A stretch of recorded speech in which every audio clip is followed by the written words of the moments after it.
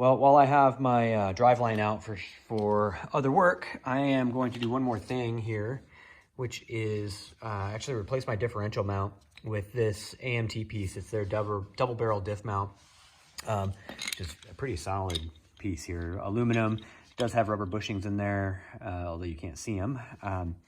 But this should produce a lot less movement in the transmission, less wheel hop on a hard launch, like when we do a standing start, for example.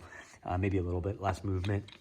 Also in high G turns to make shifting a little bit more predictable and crisp, fewer missed shifts, things like that. Later on, I'll also be putting in their motor mounts as well.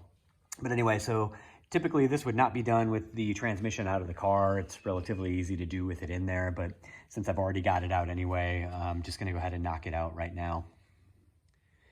All right, well, I've got my old diff mount off. It's not in horrible condition, but there is a little bit of weathering in there. So, you know, 20 years, 150,000 miles, it's kind of to be expected.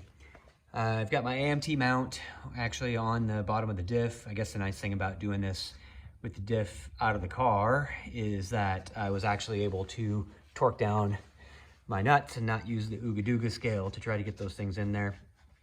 So that's done. I'm now just going to go ahead and drop the diff back in the cradle so that I can get everything reassembled here as I finish up the rest of the driveline. Make a note though that these are oblong holes, and likely the reason these are oblong holes is because there might be a little bit of variance in the way that the transmission and engine and whatnot, the whole driveline is sitting. So as I drop this in here, I'm going to not torque down the nuts onto the bolts or studs that are sticking down through there. And I will do that once I have it in the car finished up so that the transmission can find its proper alignment without being all weird.